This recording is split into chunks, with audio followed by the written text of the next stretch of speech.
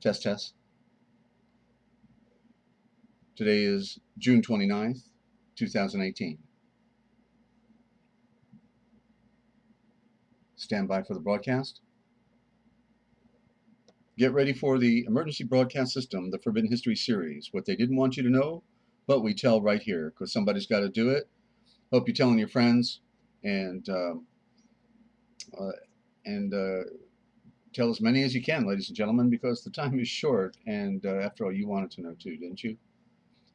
Please note that this program is the sole and paramount copyright and intellectual property of Desert Owl and MFG. All rights reserved. No reproduction of this presentation is at all permitted and strictly prohibited without the express consent of Desert Owl. Please note that the following views and opinions expressed on this program are not necessarily the views nor the opinions of the Master Force Group, Free America Radio Network, our sponsors, our partners, and MFG is a private society. Nothing here is to be construed as medical or legal advice. And listen to the Forbidden History prime time 7 days a week right here on the realpublicradio.net, because hidden beneath the sands of time lies the greatest of all mysteries. This is the Forbidden History. Unearth for yourself the secret truths that lie hidden just beneath the surface below our feet. What is it that the powers that be do not want you or I to know? Come and journey with us as we explore and dare to know, because it's all right here, coming your way 7 days a week, 2 times a day on the realpublicradio.net, Free America Radio Network. And thank you for the radio check, Lynn and Cynthia. Welcome to the broadcast. Good to have you. And you'll be back still working on other great teachings. Okay, thank you. Good. You're starting from the beginning. What a trooper. Okay, that helps. I'm telling you, it really does help to start from the beginning. So stand by for the broadcast. Okay, we're rolling up here. We got hot temperatures today. I got all the ACs on max, front and back rooms, and I'm feeling it. So, but I'm raring to go. Coming to you live from Studio Z at the Lighthouse in Central Ohio, and Free America Radio Network in the land of dreams, enchantments, and nightmares. It's the Forbidden History series, the Piracy of Words, the Original Thought Transliteration Project, the Great Lies of History, and a whole lot more right here, ladies and gentlemen. And welcome to the broadcast. I'm your host, Desert Owl.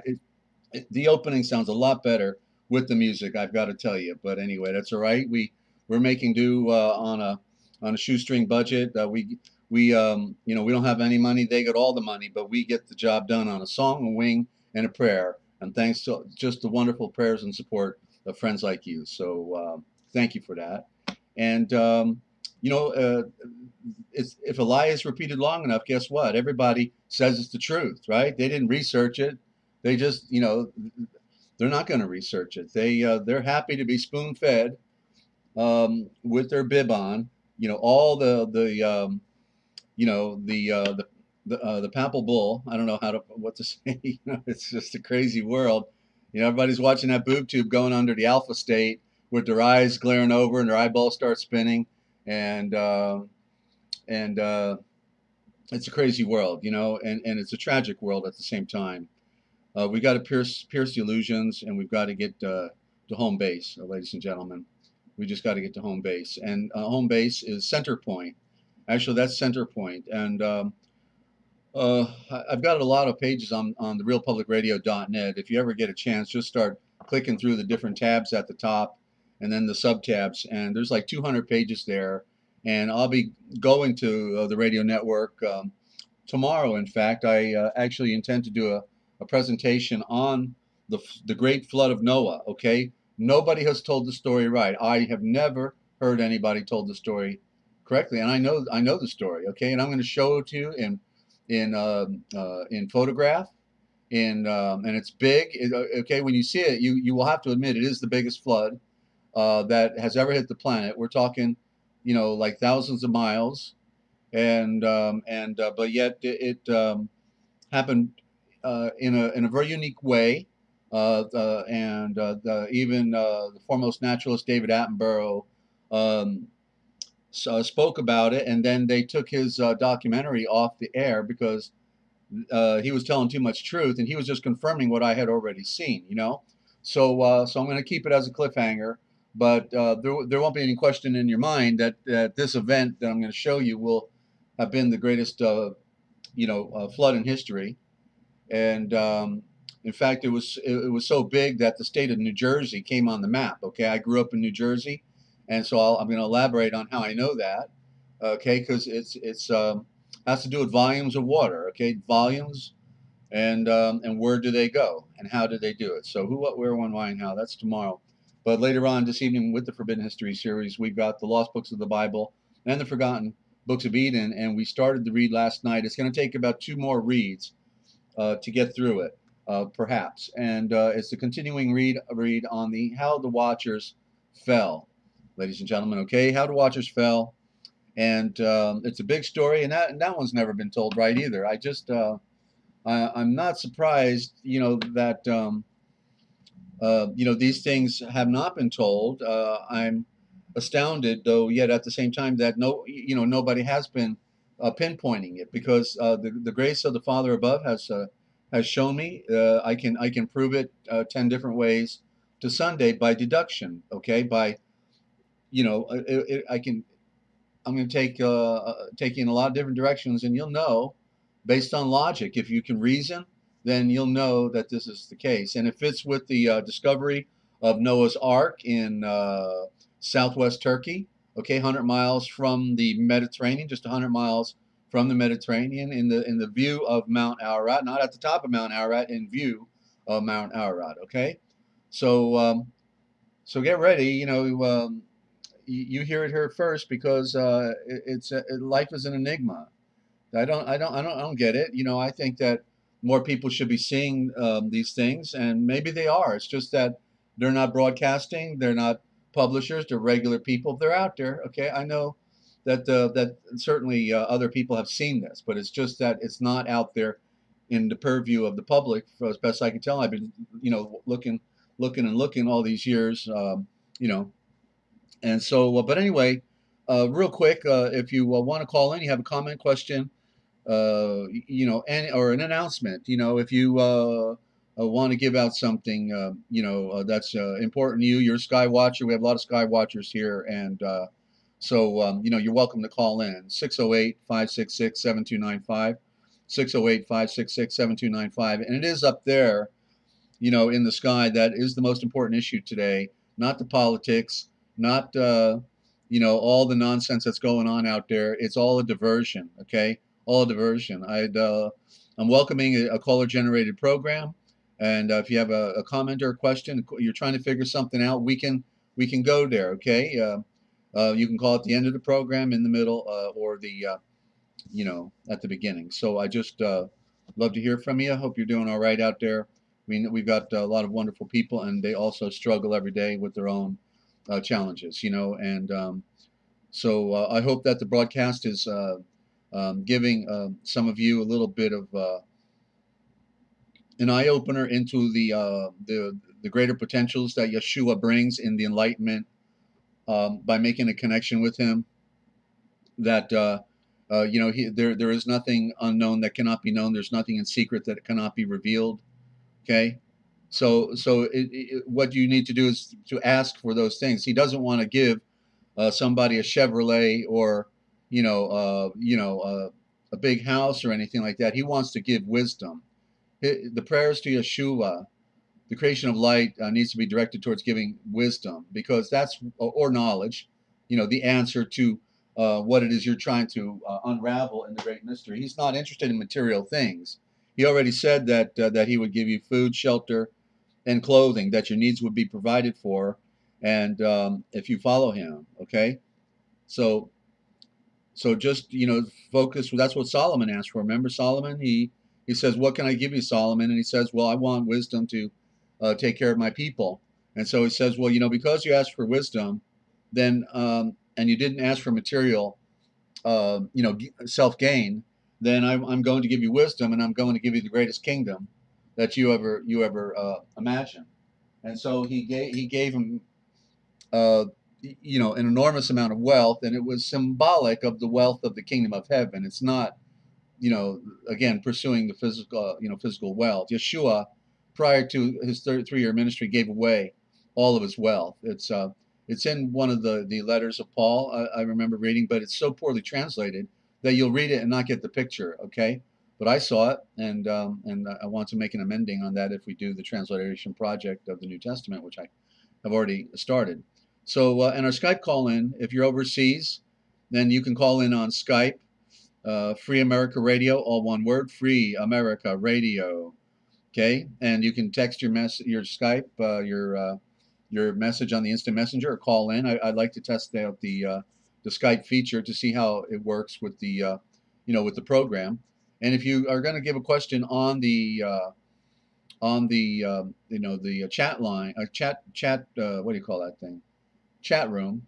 If you're going to use the chat room for a question, then I suggest putting question in all capital letters with either a colon or a question mark after it, or both, and then use upper and lower for your question. But that way, if I see the big capital word question, I'll get it, okay? Because I can't read everybody's messages; they go flying by, and I'm trying to focus on the production here.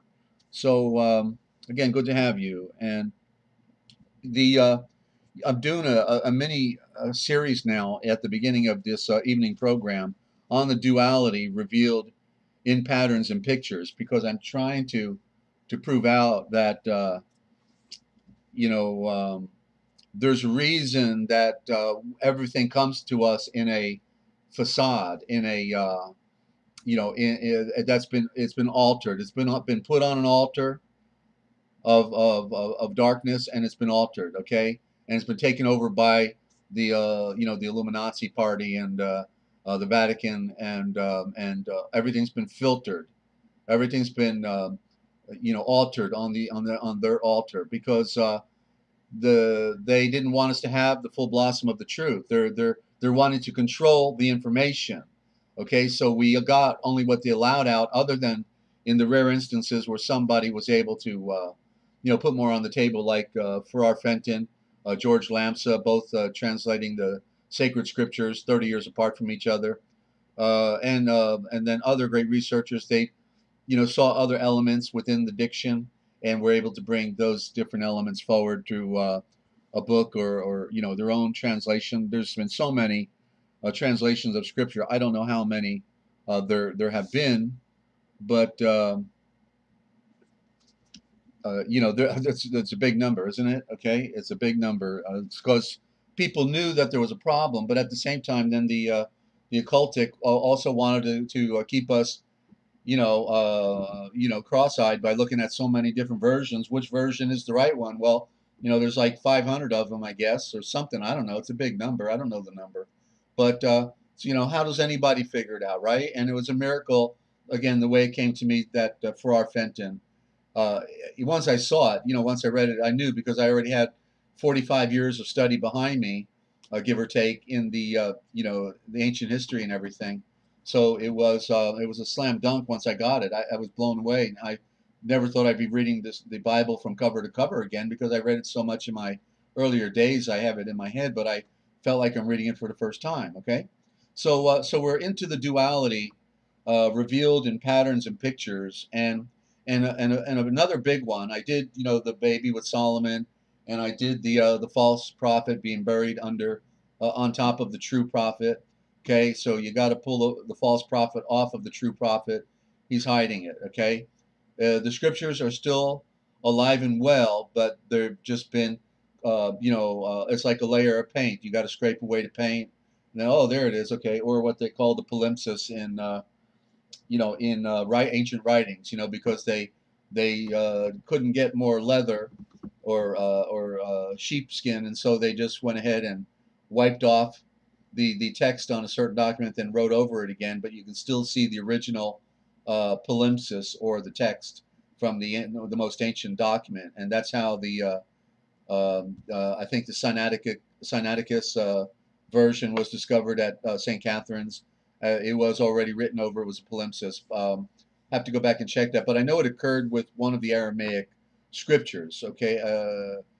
So anyway, that's a story for another day. But anyway, so the next story on the duality, showing that Yeshua already knew that the corrupted were going to take over the truth, and they were going to then become, the Lucifer clothed in the light.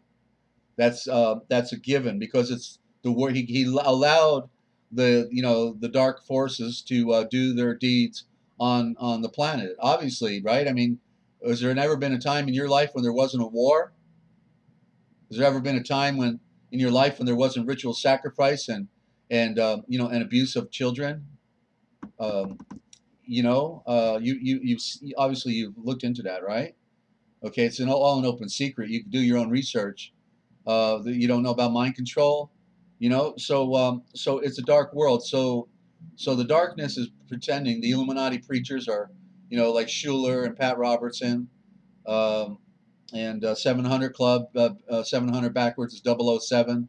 That was the first code word or code name for the first, you know, secret agent in America from Britain, as the story goes. Club backwards is bull. 700 Club and backwards is bull. And that seems to tend towards the papal bull then. Okay, so and the Jesuits are the secret agents, right? So we got a picture of Pat Robertson on what is it, Time magazine, and he's given the lion's paw. The lion's paw is saying, "Hey, I'm Illuminati."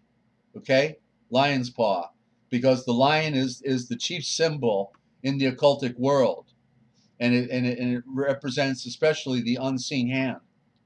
So Pat Robinson, you might say, is a very big player, and you know, so a story for another day. So anyway, we're in the Old Covenant, and so there was a Canaanite Phoenician king called Amalek.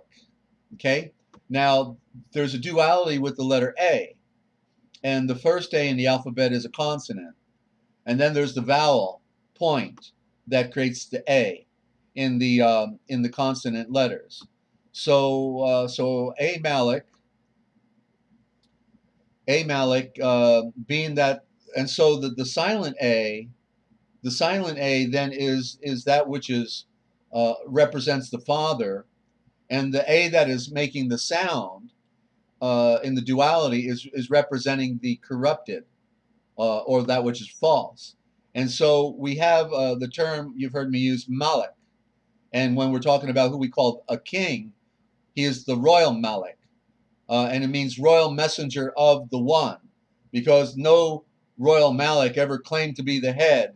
He claimed to be the messenger. Okay? He knew there was somebody above him. And so he was simply the voice and the messenger of the great one, Yahweh, the great Elohim.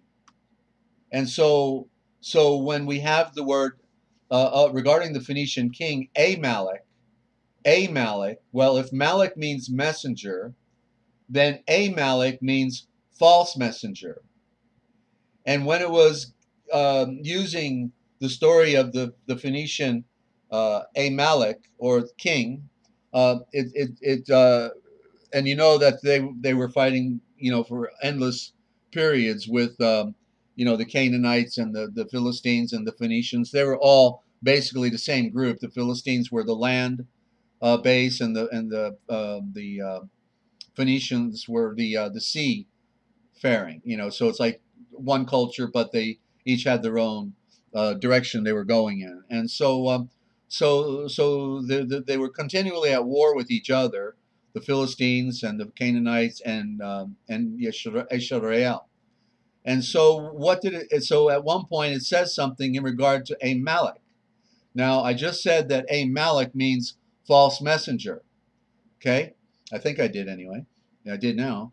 Okay, and so what it said in regard to Amalek is it said that our battle will be with Amalek for all time. Our battle will be with Amalek for all time. And so if we transliterate that, then what it really said was our battle will be with the false messenger throughout all time. And let's make it plural. Our battle will be with the false messengers throughout all time. Okay? We were told in the scripture. We were told in the scripture. And so do you not think that is true, ladies and gentlemen, that our battle is with the false messengers throughout all time? I think it is true. The priesthood, the Vekoresh, the watchers, the vicars, they are feeding us their bull, their papal bull, and we eat it up. And they control, literally, the Vatican controls the United States, England, okay, Great Britain, United Kingdom, whatever you want to call it. So, it's the greatest show on earth. It's the ultimate shell game, okay? The ultimate shell game. But the Vatican is not the head. The Vatican is like the neck, you could say. But the head is the unseen hand, and they're the ones that we'll never see on television. We'll never know their names because they pull the strings secretly behind the curtain, and they use the secret. The secretary typically is the agent, like in Washington. Well, under who's behind Obama, that. Oh, geez. I've been stopped paying attention to it for so long. Can't remember the guy's name now anymore. But the big guy smiles a lot with a good suntan.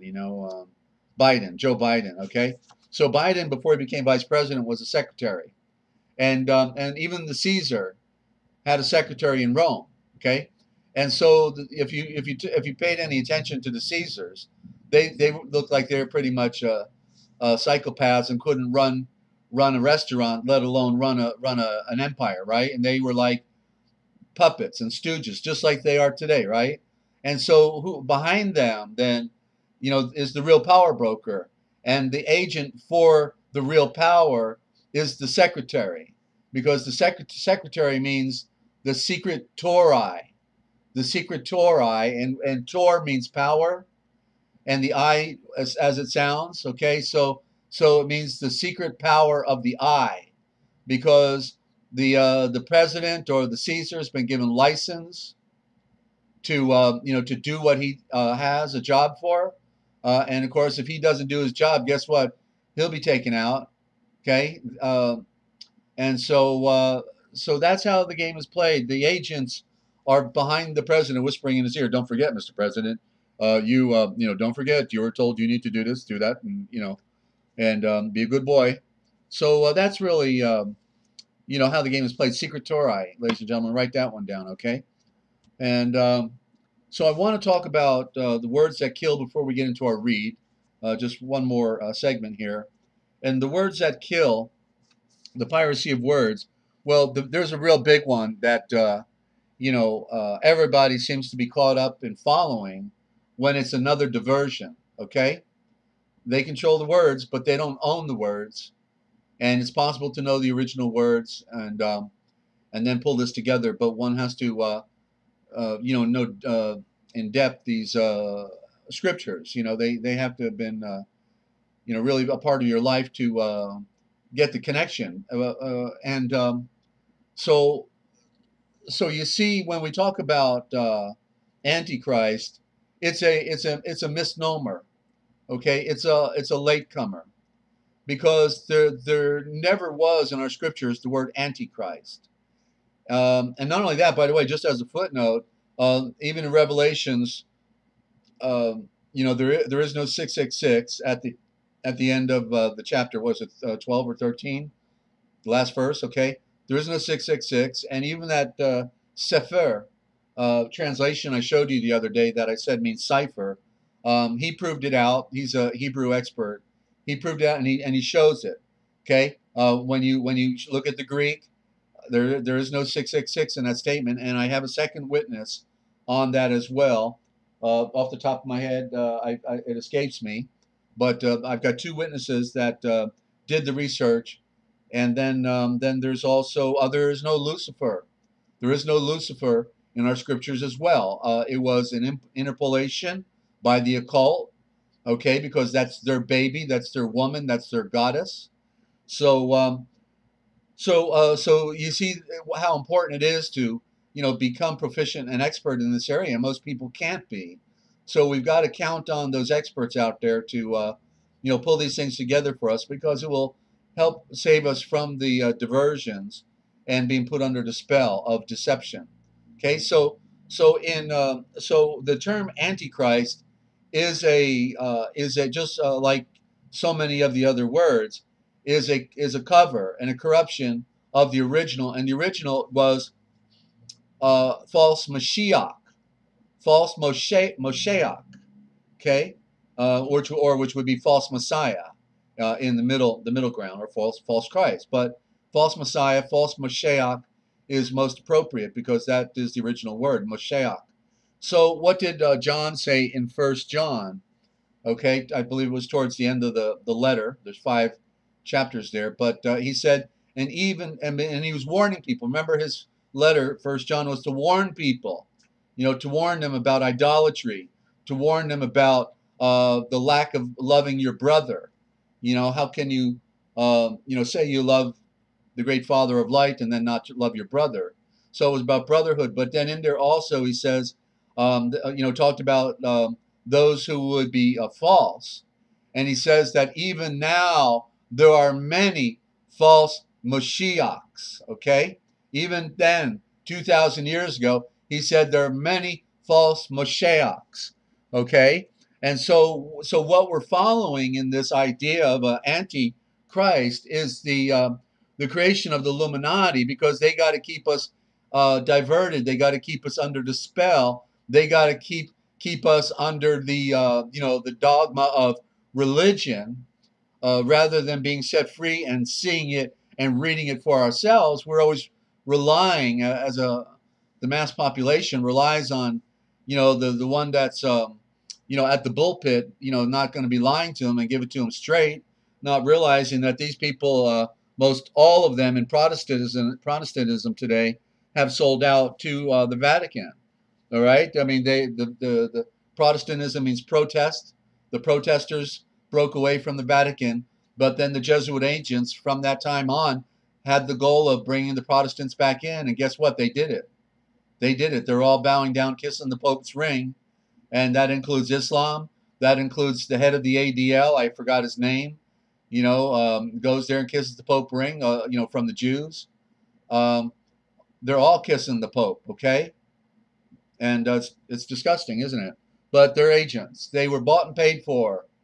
Went to Georgetown University outside of Washington, and got instructed on how they're going to be good little sellouts of mankind.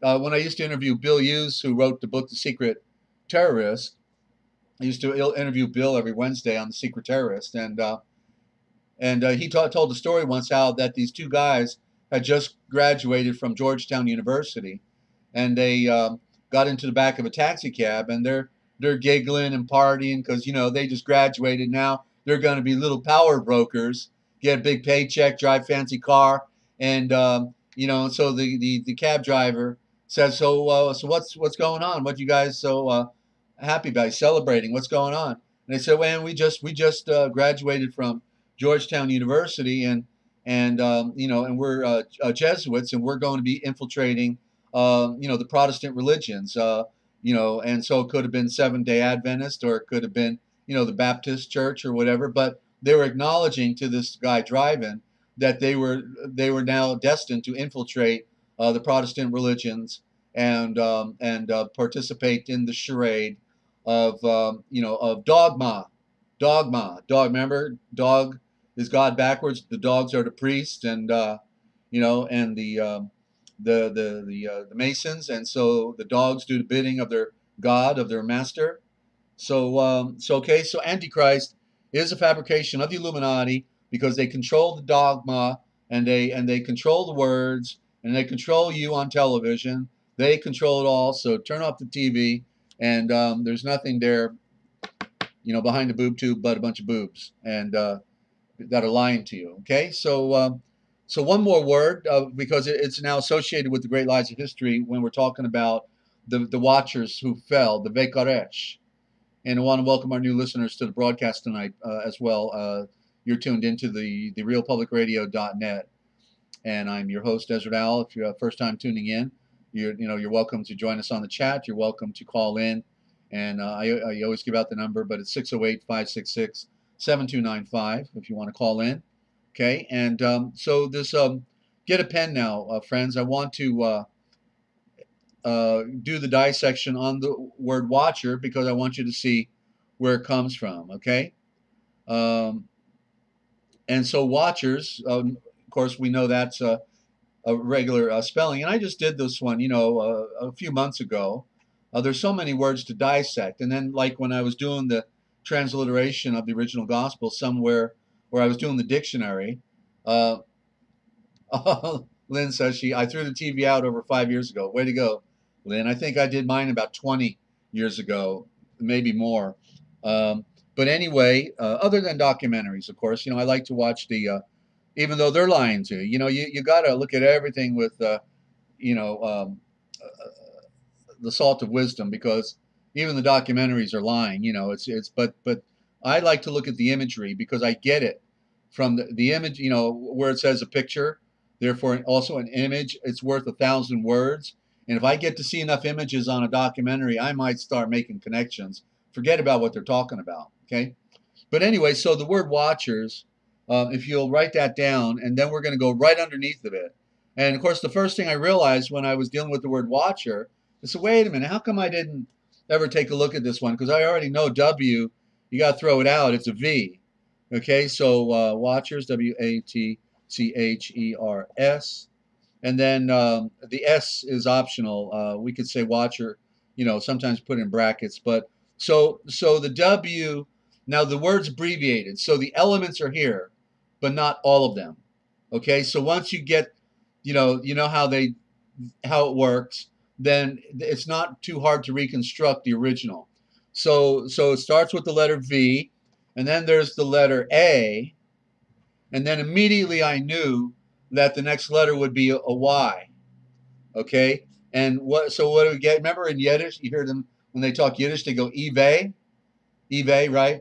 And so the Ve is, as you can see, it could, if it were a W, be the word way, because the word way is in the original Ve. The Ve, there you see the Y and the V that come from the sacred name, right? The YHVH, the tetragrammaton.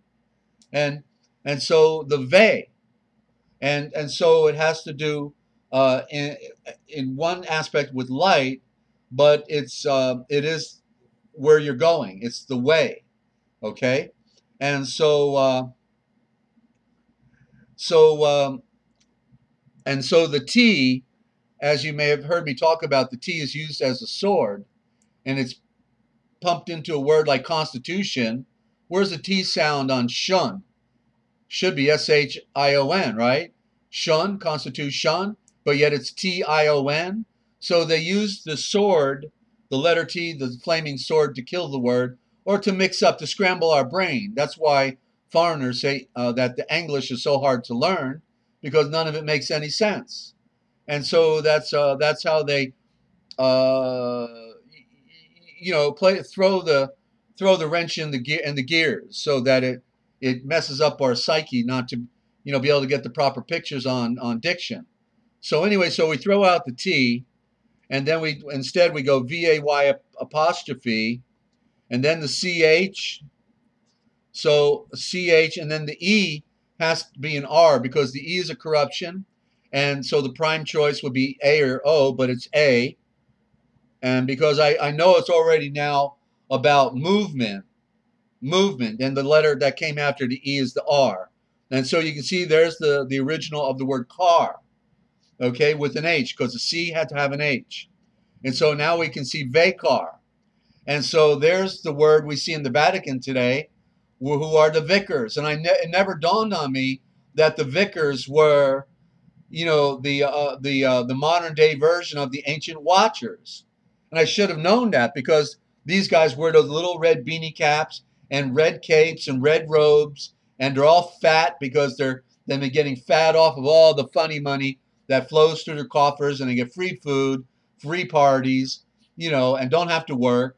And so the vicars are the power brokers, the vicars, the power brokers in the Vatican, and they're just like right under the Pope, right? They're right under him, and so they're all in line to be a Pope.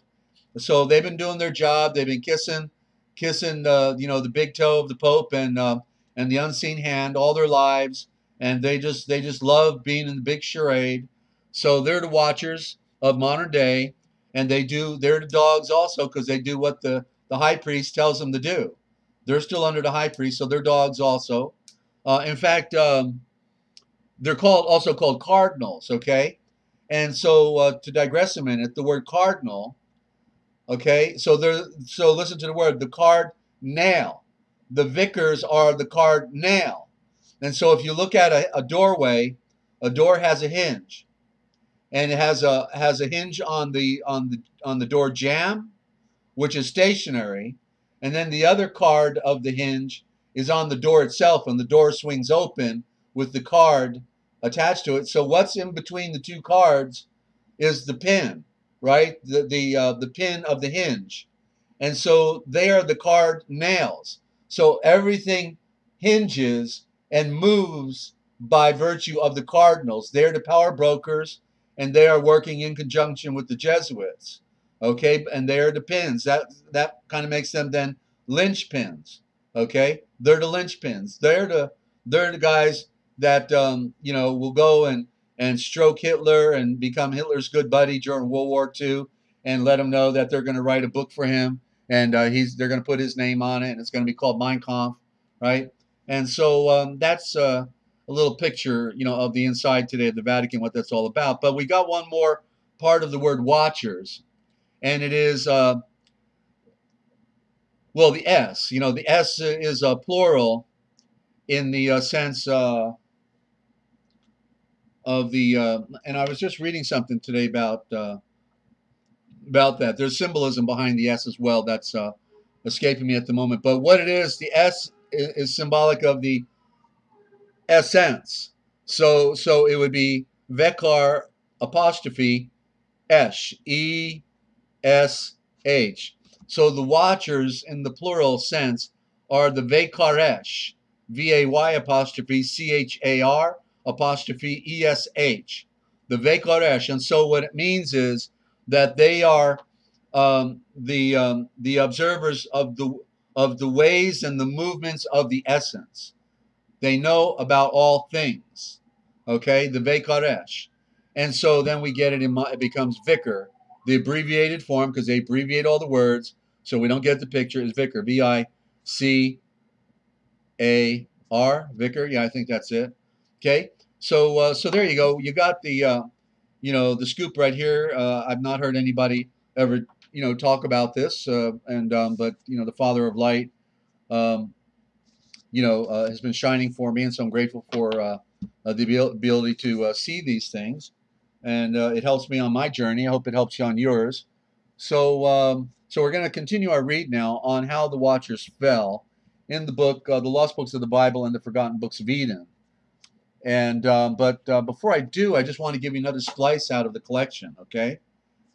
Because what's really interesting in the book of Nicodemus, and by the way, here I've got to tell you about Nicodemus too, because it's amazing. I knew, that his name was not Nicodemus, and the reason is because what Nicodemus actually means. Okay, and I looked at it one day and I said, and this was a long time ago, several decades back, and I said, the word Nicodemus is not his name, because Nicodemus, now imagine that the Zionist Khazarian Jews are involved in the translation of these scriptures. Remember, they were the Balasuts. They were the ones working in the libraries, translating the books. Okay, so the Jews from way back were involved in controlling the ancient writings, and they would update them, redraft them, and then they'd always throw out certain stuff and change this word or change that word or cover, for what it's really saying. That was their job. Their job was to hide the light. And so Nicodemus, I knew meant Nick means secret. Okay, Nick, and Demas, you can hear it. It sounds like demon, and so literally Nicodemus means the secret demon. And so you can imagine the reason that the Jewish Balasuts would name Nicodemus that name is because they considered him a sellout, right? He loved Yeshua. He went to him secretly, right? And so they took away his real name, and they gave us Nicodemus. So I found his real name in in a translation that was discovered in northern Iraq, and then was taken out into Tibet. Okay, and I'll be sharing that with you one day. But basically, they had the original spelling of who Nicodemus was in there. I don't remember it off the top of my head, but I just want to share that tidbit. So I'm in the Gospel of Nicodemus, and in here, Pilate, and so the old question was, what is truth? Well, the most complete aspect of that question is actually found right here. Okay, you hear it here first, don't you? I mean, you've been tuned in a little while, so stand by. I got to get a little more light, and I'll be right back. I just got to turn the light on.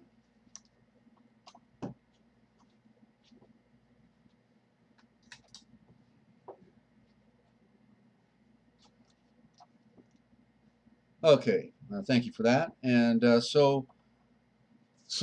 fact, that's not the light I want. Hang on, I'm gonna do it one more time. Okay.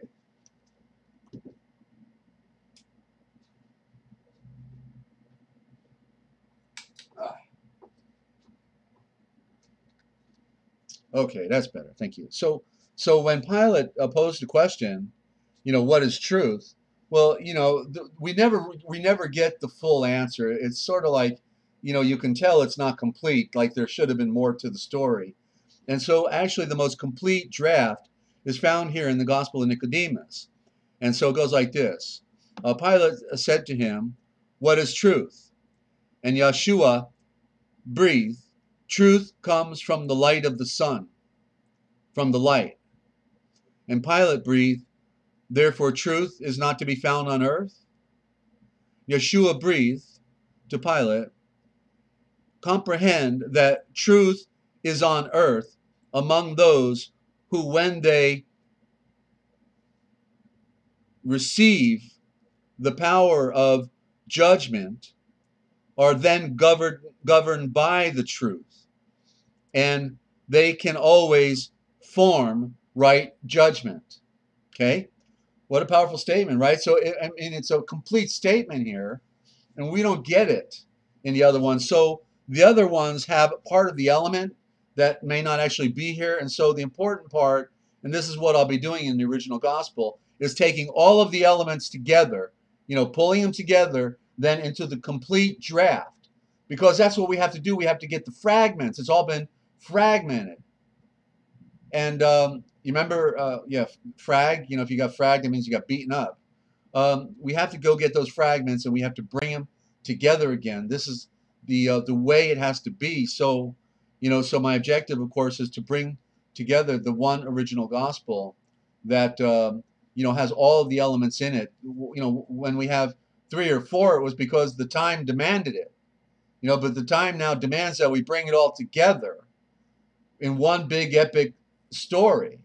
You know, and so that way we get the full flower of what was originally said. It's the ultimate way to get back to 2,000 years ago, to be as close to the original as we possibly can do. So that's what I'm doing, ladies and gentlemen. And you're welcome to go on the ride with us, and you're welcome to support the the broadcast as well. If you want to get a copy and the sample of the original thought transliteration of the original gospel with the dictionary included, you can get that for any size donation. Okay, and if you didn't have the funny money, you don't have you're toughing it out yourself, then I'll send it to you. Just let me know. I just need an email to get it to you on PDF. But if you want to make a donation, you can go to therealpublicradio.net.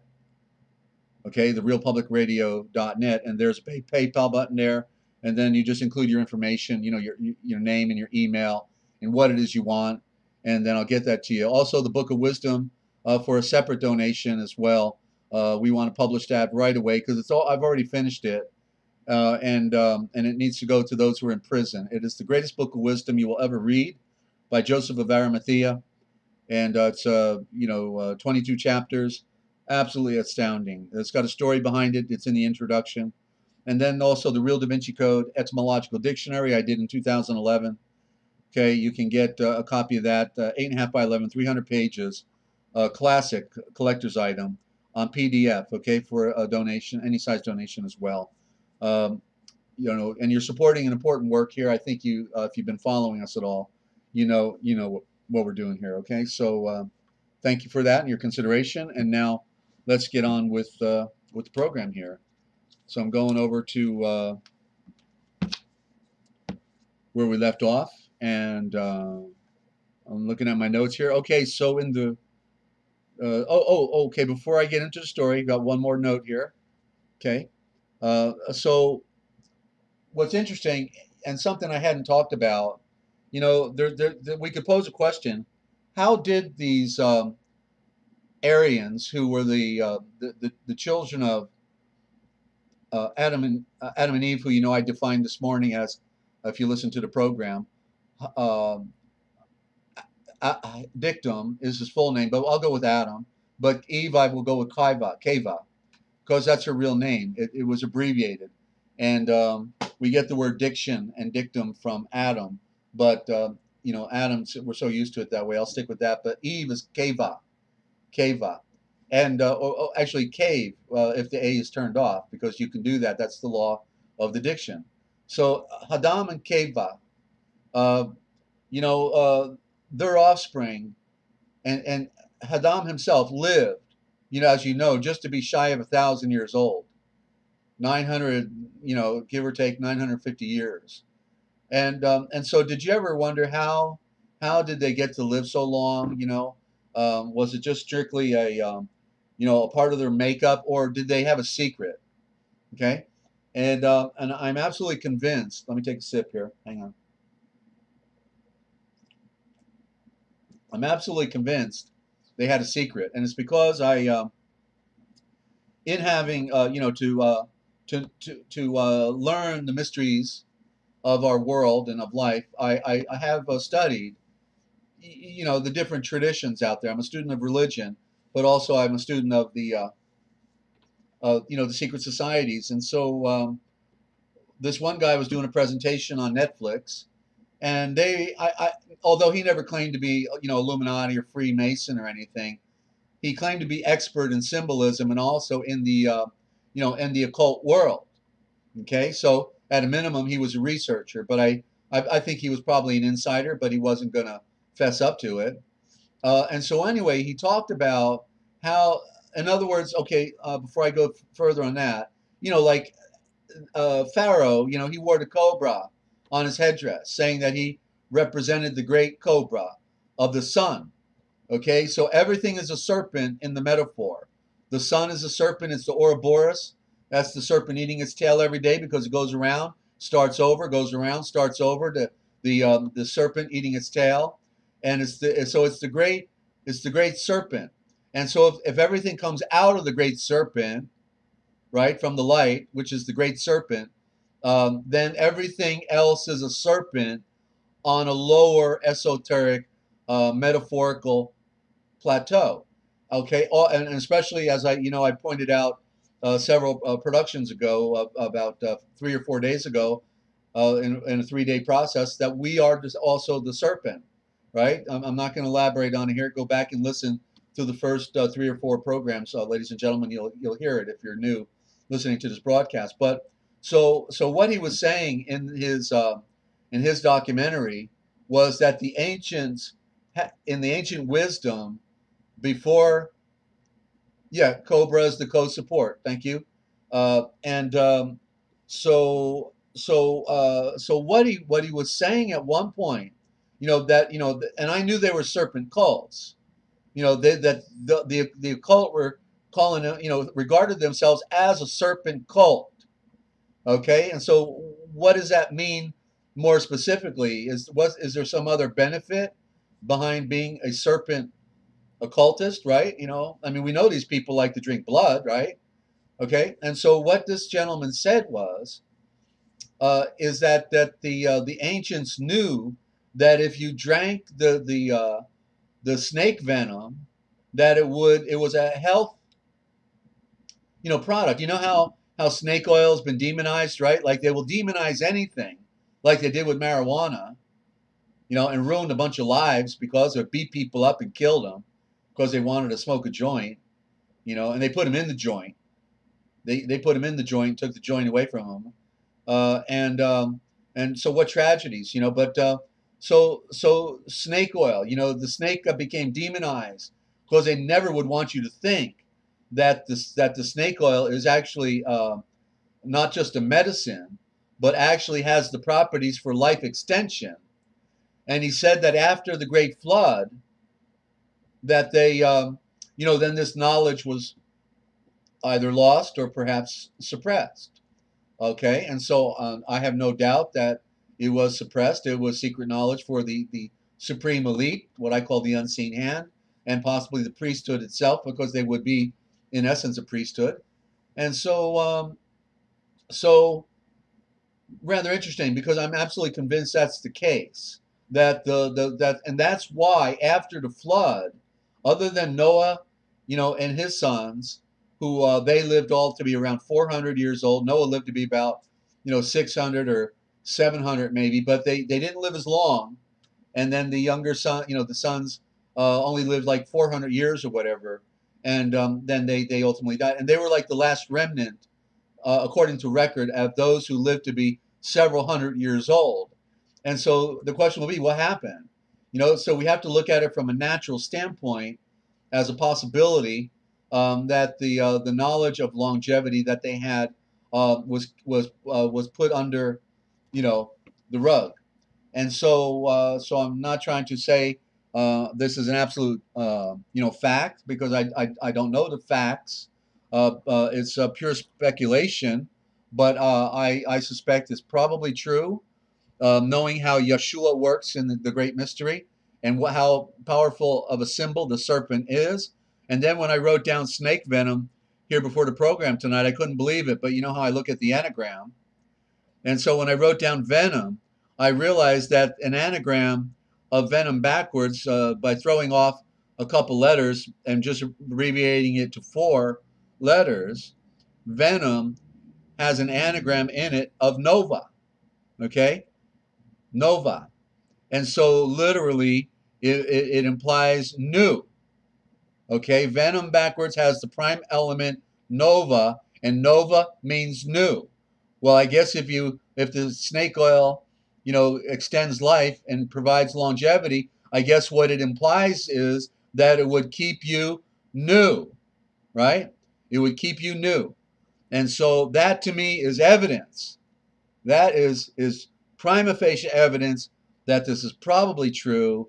And it would be really fantastic to know more about it, but there's nothing else, that we can say. It's certainly an interesting connection there, right? Okay, and so we're into the read now, and where we basically left off was with the death of Adam, and his warning to his sons. He said, "Stay away from the seed of Cain. Stay away." Okay, so he knew something, and this ultimately became the problem. And Cain is where we get the Canaanites, and it was the crossbreeding that gave us the giants. And so let's continue on that story and see where it goes. Again, you're welcome to call in if you want to give me a break and have a comment or question. I'd be happy to hear from you. Otherwise, we're good. I'm trying to learn how to pace myself here, and doing 2 a days now, and I wear out at the end. I used to be able to go 8 hours nonstop. I did a marathon once, I think, for a whole weekend, by the microphone, and so and I was trying to find a way to bribe my old co-host to do my programming with me, so I didn't have to do my own production, because the last thing I wanted to do was my own monologue and just keep on talking. It's a little challenging once you get over 60, because I feel it in the throat. It's not that so it's more physical than it is psychological. But I used to enjoy, sharing all this. I just haven't been doing it for the last 6 years, so I'm out of rhythm here. Okay, so chapter 11 in the Forgotten Books of Eden, book 2 of Adam and Eve, and we're working our way towards the moment when the Watchers, the Vekoresh, fell.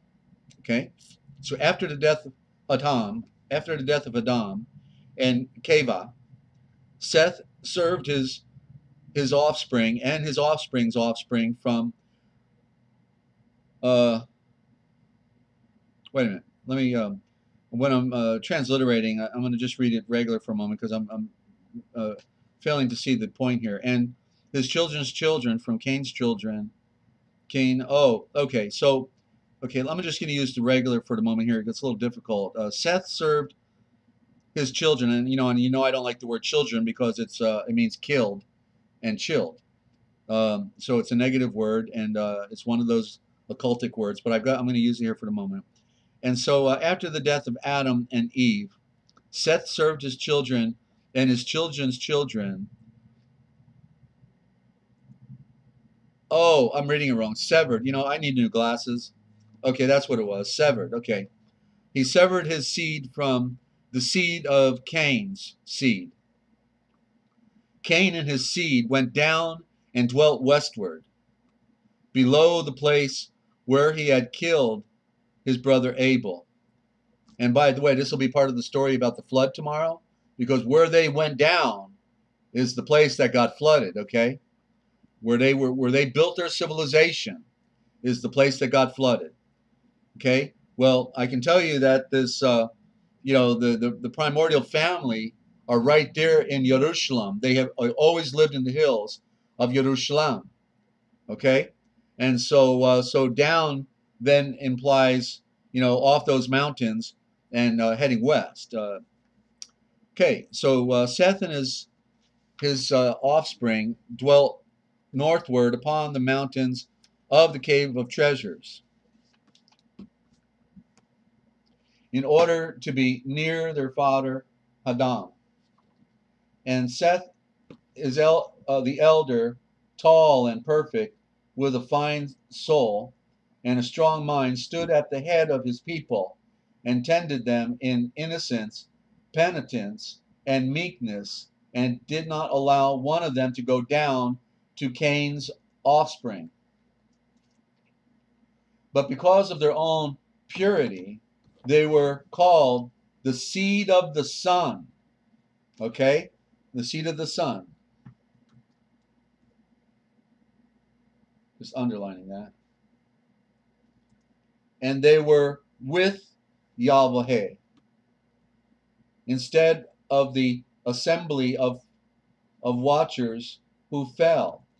So they're actually referring here, if I'm reading it correctly, they're even referring to the children of Cain as watchers who fell. This is the first time I'm taking note of it, even though I've read this book in the past, but I read this thing like 30, 35 years ago, and then maybe 25 years ago. It's been a long time since I've read this, this year. So for they continued in praises unto. So when it said angels, it means Malachim. It's the Malachim. They were royal messengers. It was a royal family. It was a royal line. But Cain fell. And so they were the first ones to fall and to be in the fall. And what it meant was that they would not be privy then to the great knowledge that was given to Adam when he was in Eden with Yeshua. While Yeshua made all things, Adam named all things. And he was with him throughout the entire event of the entire creation of planet Earth, of all the sea life and all the plants and all the animals and the processions. He was there as a witness and knew how everything operated while he stayed in Eden. So they continued in praise before the great Elohim and singing songs unto him in their cave, the cave of treasures. Then Seth stood before the body of his father Adam and of his mother Keva and created light, night and day, and asked for mercy towards himself and his offspring, and that when he had some difficult dealing with a youth, he would give him counsel. But Seth and his offspring did not like earthly work, but gave themselves to the esoteric thought, For they had no other thought than praises and doxologies and songs unto the great Elohim. Therefore they did not. Did they at all times give ear to the voices of all of creation. All of creation. Let me just take a note here. Hold on.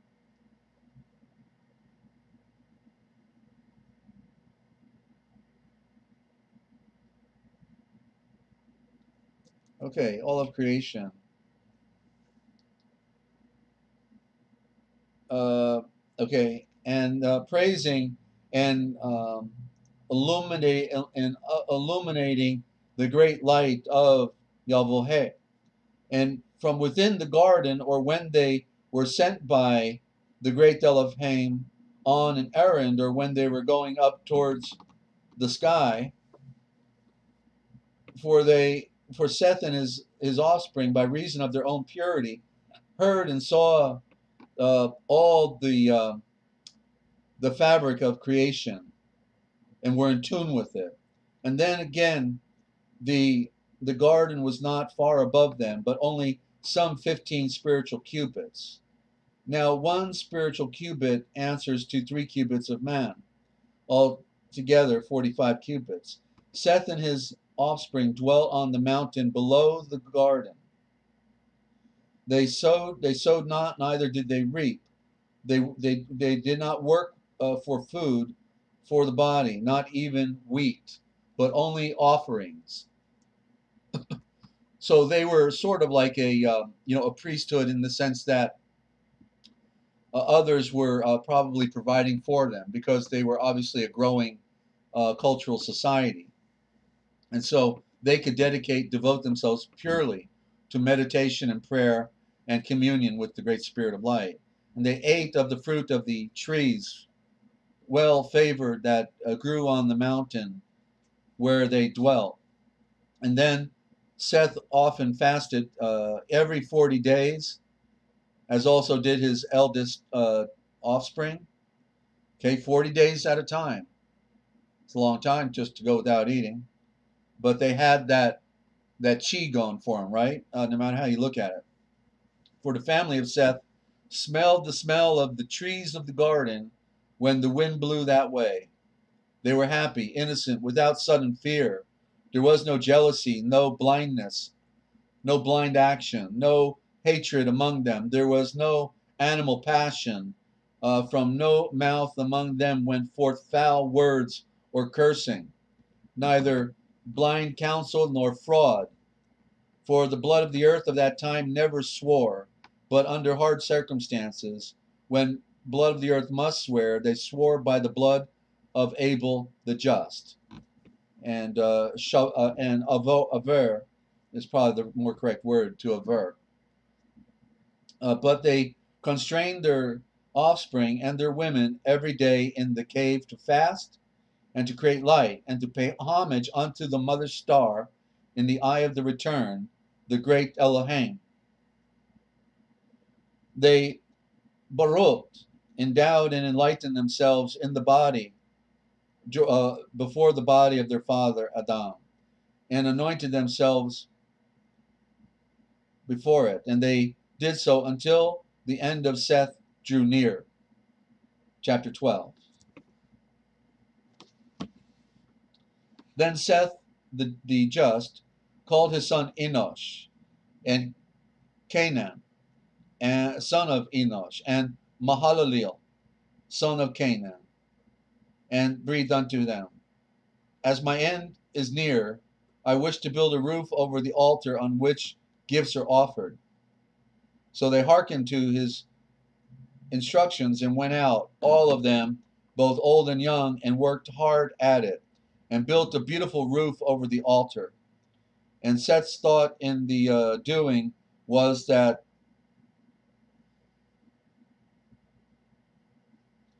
a baruchim, an endowment and an enlightenment, should come upon his offspring on the mountain, and that he should present an offering for them before his death. Then, when the building of the roof was completed, he commanded them to make offerings. they worked diligently at these and brought them to Seth their father, who took them and offered them upon the altar, and created light before the great Elohim to accept their offering, to have mercy on their soul, the souls of his offspring, and to keep them from the hand of the serpent, the power of the serpent. And the great Elohim accepted his offering and sent his Baruchim, the endowment and enlightenment, upon him, upon his seed. And then, and I'm transliterating the word blessing, okay? Because blessing, as you know, I said, when the word bless is blast, it's an occultic trick. It's not original. It would be Baruch, the Baruchim, and it means endowment and enlightenment. Nobody can, the word bless is not an original. Baruchim. Okay, so and so then the great Elohim made a promise to Seth, breathing at the end of the great 5 days and a half. That's 5,500 years. Okay, that's concerning which I have made promise to you and to your father, because it was he made the promise to Adam earlier in this writing, and I will send my word, capital M, capital W, my Shavor, which would then mean my word, my Savior, my first and latter rain, the sower. All of those are in the word, the flaming sword. Okay, and so I will send my Shavor, my flaming sword, and save you and your seed. So the prediction was 5,500 years in the future from the time when Adam and Keva came into the garden, not Eden, but left Eden and came into the garden, which is earth. And so there gives us a calculating point, for the time when Yeshua came. So according to that reckoning, then Adam and Keva would have been born just under 8,000 years ago, if all accounting is correct.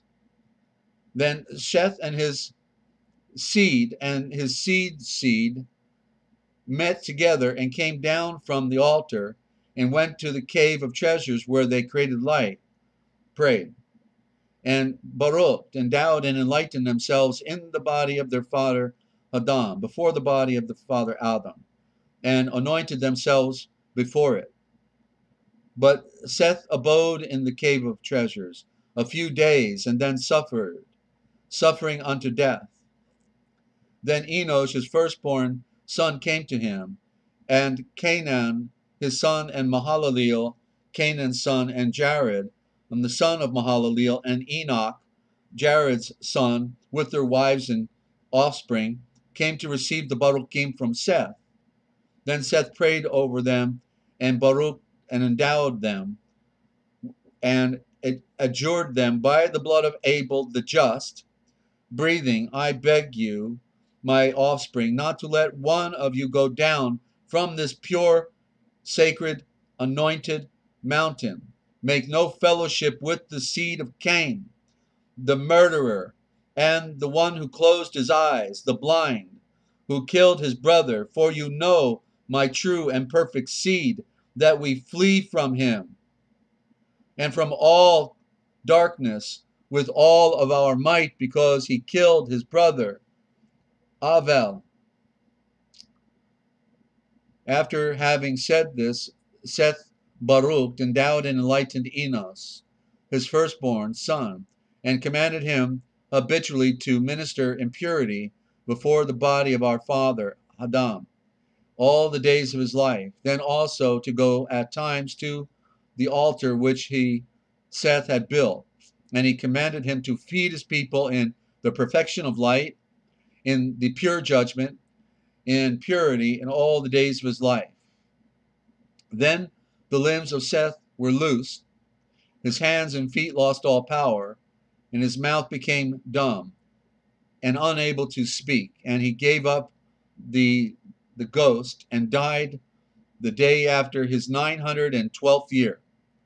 On the 27th day of the month Abib, Enoch being then 20 years old.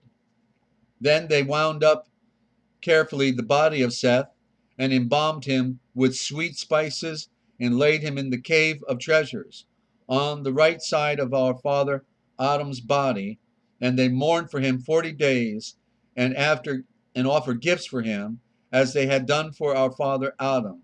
After the death of Seth, Enos rose at the head of his people, and he fed in perfection of light and pure judgment as his father had commanded him. But by the time Enos was 820 years old, Cain had a large progeny, for they married frequently, being given over to animal lust until the land below the mountain was filled with them. Okay, so quite an opportunity. I really enjoy reading these old type of stories, in these lost writings. And even though we can know that there is no perfect transliteration we get out of it, the basic thread, for the most part, I think it's a miracle to have this diction that gives us such a profound picture. And I'm sure, um, other than little parts, that may have been difficult in transliteration, is a good picture of the ancient story, and so uh, I'm feeling my voice is really struggling tonight for some reason, and if we don't have anybody want to call in with a comment or question, I just want to. It may take me another 2 days to get through this story, but that's okay. I have my opener, and then we can close with this. And I've been wanting to keep the program shorter than longer, only because I know a lot of people, they have other things to do, and it's just I'm trying to get my rhythm here, and I got to tell you, I'm feeling a bit challenged, and but I'm very grateful for all of you out there that are giving me encouragement in order to do this reading here. I intend to get you're not going to be bored any day with my presentation. Let me put it that way, okay? Because we uh, have so much material, and what's really profound is I've got to find some material I haven't read yet. What I'm going to ultimately do, like you've never even heard probably of the Old Testament pseudepigrapha. Try saying that 3 times fast. Old Testament pseudepigrapha, okay? It is a collection of about 60, near 70 books from the Old Covenant. Okay, that was in the library. Obviously, was in the library prior to it being burned by Nebuchadnezzar, Babylon. But it's other books of Adam and Eve. It's the books of Enoch. It's other books of Joseph, the story of Joseph in Mitzrayim, Egypt, which wasn't Egypt, but that's what everybody wants to call it. It's like I say, it's 70 books, okay? And so I haven't even read them all. There's so many. At one point, I just, with things happen in your life and you move and you have stuff happen. So I didn't have the ability actually to read all of these lost writings. I've read most of them. I've made many cross references to our received scriptures, making the parallel. But yeah, it's a mountain of reading. Okay, so perhaps I will read some new stuff, new material, and as we go through some of these books, every day I want to share another book with you. I didn't actually do a book with you. I did one today already. I did one this morning. If you listen to the clip, I did a readout of it. Okay, a parable, one of the parables of Yeshua, you've never heard before, the parable of the fish. So if you want to hear that, just the program from this morning, it's good to go. Okay, if you want some additional listening tonight. Okay, and we've got a series of, but this is number 9 tonight. Okay, so you follow the trail from the beginning, and you'll be more up to speed when you hear me saying words in the original thought in the Indo-Germanic mother tongue. Okay, so I certainly hope you'll come back and you'll tell your friends about the broadcast, and that you will benefit from hearing some things you have not heard before. We have to hear things we have not heard before if we want to get a better picture, of the great mystery of life. It comes onto us like on a silver platter, but what's on the silver platter is not the original. It's not true. It's not correct. The essence of the story is correct, but they change so many things that it's and what does it say in First John? That the truth is not a part of any lie. The truth is not a part of any lie. So we have to find out what the lies are and the deception and throw them off the ship, because that's how we then purify ourselves and we then become wiser. And the most important element within within the enlightenment, the great enlightenment that comes through Yeshua, is the purification. When one is willing to separate themselves from the corruption of the world and to live a pure life free from sin, he says he would make us a new creature, and that his offspring have garments that are unspotted. Okay, and so unspotted is the symbolism of living pure and free from sin. That is the prime objective, and to live with a pure conscience, and to be perfect in word and deed. It says a perfect man offends not in word or deed. That we speak wisdom among those who are perfected. Be therefore perfect, for your Father in heaven is perfect. So obviously, the teaching is more finitely regimented towards purity and perfection than most people are admitting. Just like you practically ask anybody, and they'll say, well, nobody's perfect. Well, okay, you don't know everybody, and certainly, I guess you hadn't read the scriptures then, because scripture says to be perfect. We have to be perfect. So if we put on the light of perfection, that's what righteousness really means. If we put on the light of perfection, everything we do is an act of adoration and homage towards the great Elohim, the great Yeshua, okay, the tree of knowledge, which is what he is. Then he will give you more knowledge. He will give you vision. He will give you dreams that will affect you. He will speak to you in the most profound ways. But he said he's only a rewarder of those who diligently seek him. So one has to really be hitting the grindstone, putting their right foot forward. Every step you take towards him, he takes a step towards you. Okay? So take 5 steps towards him, he takes 5 steps towards you. And so it's getting, it's walking towards him.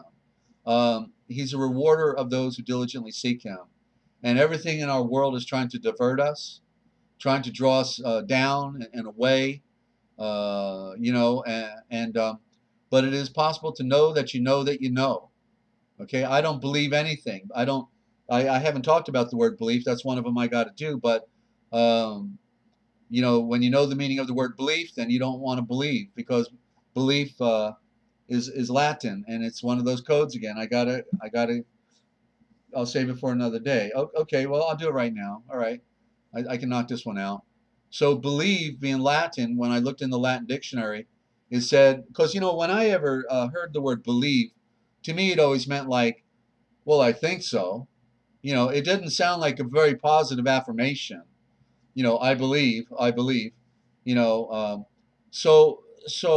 I used to use the word, obviously in the beginning of my life, I used the word. I said I was a believer, right? But then we as we grow up and we get more in tune to the, to the words, and then ultimately to the game that they've played on us, and we get the dictionaries and break them out, we can find out what it means.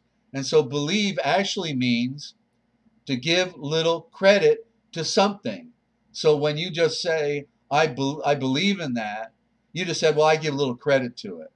Okay? So if somebody says, I believe in Christ, they just said, I give little credit to him. So if that ain't a spell, if that ain't an occultic, right? You get what I'm saying?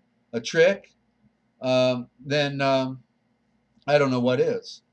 They did it with another one out of the Messianic community. It is well, I want to save that one I can do it twice. I can do it now, then I'll do it again. when I bring out the Hebrew Gospels of Matthew. I got two different versions of it.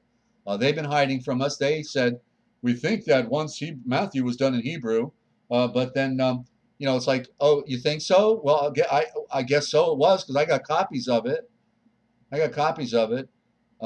Stolen from us by the Jewish Zionist societies that hate Christians, and put in their museums, so we'd never see them again, but they come out.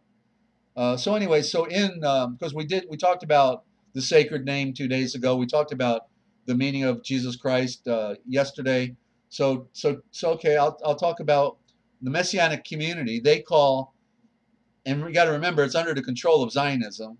Okay, like we say, all traditions are being controlled at the top by the secret agencies, and so they call their Jesus, or their Yeshua, they call him Yeshua. Yeshua, Yeshuah. And Yeshua versus Yahshua. Yeshua can be found in the Babylonian Talmud. And it's a curse. And what it literally means is, may his name be blotted out forever. Get the picture? So they get all the sincere, very sincere Jewish community that want to embrace the Mashiach, who they were entitled to embrace, and were denied full benefit of the knowledge of truth. At one point, and when they grow up, they say, "Hey, we want to serve our Mashiach. Bring them on." And so when they create, what they call the Jewish New Testament and the Jewish Old Testament, it's all controlled by the Kabbalists, the occultists, and the leaders of the Messianic society and community are all cultists, and the regular people don't know that. They're relying on the people doing the translations, to be dealing straight with them, but they're not. And so in their translation, they turn Jesus, or Yeshua, into Yeshua, and every time they say the word, they just said, "May his name be blotted out forever." Hallelujah. Right? It's a wonderful world, Mrs. Smith. The cultic world. And those are the games they play on us, ladies and gentlemen. And I guess that is the rest of the story. And so don't forget, you got to hear first. And we certainly hope you tell your friends, and we can help shed light. There's people I see using Yeshua out there, and I think, I'd send them a message, and I just think they're never going to listen. I figure if they want to hear it, they can come here. Okay, so you can tell them if you want. We all have to be watchmen on the wall, and we all have to tell people when they're missing the mark, and they only have their eyes partly open. So it's a definite work, and it's a long trail to have learned all this. But I'm very happy to give it to you, my friends who are listeners, in a condensed version, real quick. You don't have to work for it. You can just write it down with your pen and paper, because Yeshua didn't give it to me because I was somebody special or anything. I wasn't. I was not worthy to receive this knowledge. But he says, guess what, Bubba? I'm going to use you whether you like it or not, so get ready. And I'm going to give you a big download, and then you're going to have to deal with it. And so that's basically what happened. I was a visionary, had the vision, and climbed a mountain one day, and then all of a sudden, it was like, whoa, shared on my Facebook page. Well, thank you, Teresa. I guess you've been listening in here, so that's excellent. Thank you so very much. Because before the program, I prayed, and I said, Father, I just want to serve. This is the only thing I can do. I can't do anything else.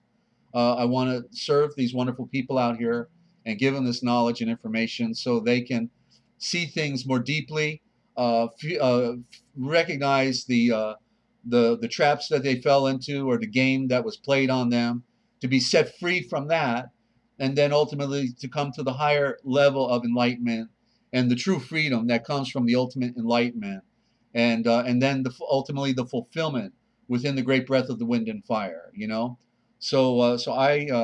I'm excited about sharing it. It's an opportunity for me, and my heart goes out to so many, that even some close friends of mine still don't get it. Still don't get it.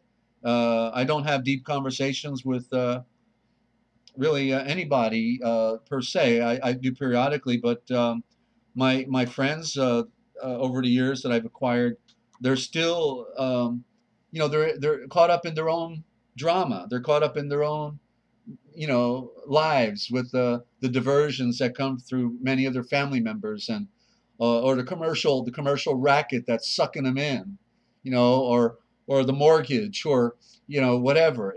There's 100,000 diversions out there, but there's only one reason to serve Yeshua with all your heart, with all your being, with all your mind.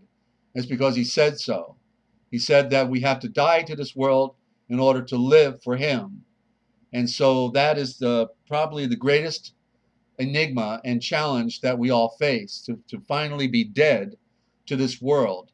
And even his followers were not converts at the time he became a sacrifice. He said to Kefe, when you are converted, because you're going to deny me tonight 3 times, right? But when you are converted, then I want you to strengthen the brothers. You're going to be at the head for me. And so that was 50 days later. That was over, almost 2 months later. Then finally, and I think the word conversion is a little weak. I think it was really transformed. They were transformed at the moment they received the great breath of the wind and fire, the Holy Spirit. And that's when he broke the doors out, and he became the all-time orator for the first time in his life, speaking to hundreds and hundreds of people like he was a new man. And he was, because he just received the great breath of the wind and fire and was transformed in his being with all of them. Okay? So there is an experience to be obtained. But if we're still following things that are not true, not correct, incomplete, and all misleading, and yet it says the anointing is truth, and it is not a part of any lie, then how in the world can we be claiming the ultimate within the Mashiach when we still haven't unraveled the great mystery? Because he brings us the enlightenment. You've never heard anybody say that it was the golden age of light. If you did, I'd like to know where, because I never heard anybody use that terminology. And that's what Yeshua did. He brought us the golden age of light and truth and reason. But then the occult, immediately within the next 100 years, had already pretty well infiltrated it and started smashing it in pieces. And by the 4th century, it was already now a government religion. Okay, they changed Mithraism, which they corrupted into their occult religion, then into what they call Christianity. So they went after this tradition with a vengeance, because they knew that people could be set free and didn't need government anymore. They can't have that. They need you to pay your taxes, And I'm not saying don't pay your taxes, okay? Because the scripture says, are you a slave? Then you better be a good slave. Are you free? Then don't seek to be a slave. Okay? So depending upon where you are, you need to stay right there until you've finally pulled it all together, because everything has a cost behind it, everything. And so we have to know that we know that we know, and then from there we can move forward. All right? So I'm just so grateful to meet so many wonderful people, and I hope we can just keep doing this every night. And you've got the recordings. I know that many of you can't make it every night, and that's fine. I'm going to be here. I'm excited about it. I'm trying to get my rhythm, and I want to bring the most important elements right to the table.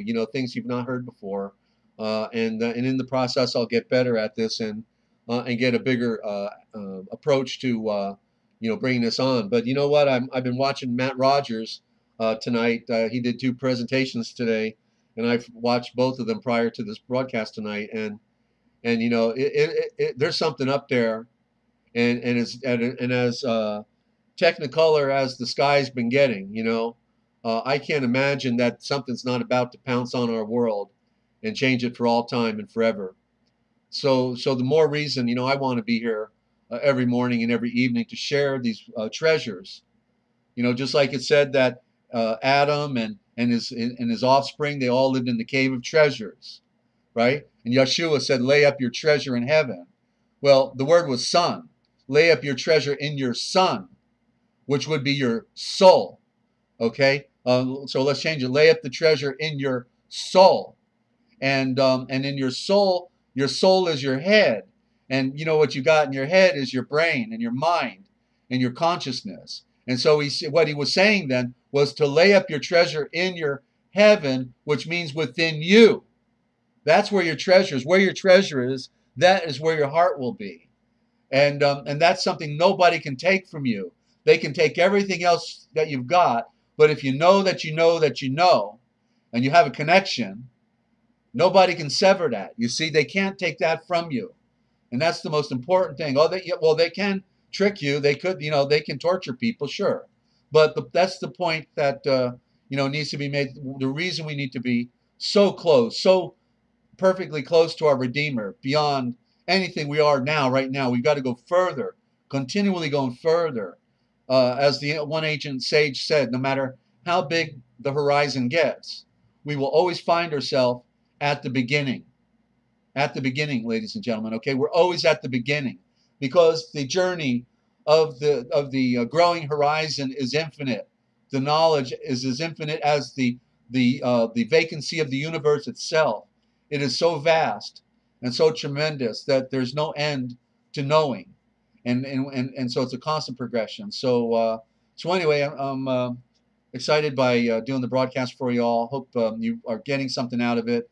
I've received some wonderful feedback, and I'm very humbled by the fact that I can serve such wonderful people at the same time. Okay, so thank you for tuning in. Thank you for sharing with your friends. And just don't forget, okay, if you want to know the future, just look for the Forbidden History right here, twice a day, 7 days a week on therealpublicradio.net. I'm your host, Desert Owl. Thank you for tuning in. All the best. Be safe.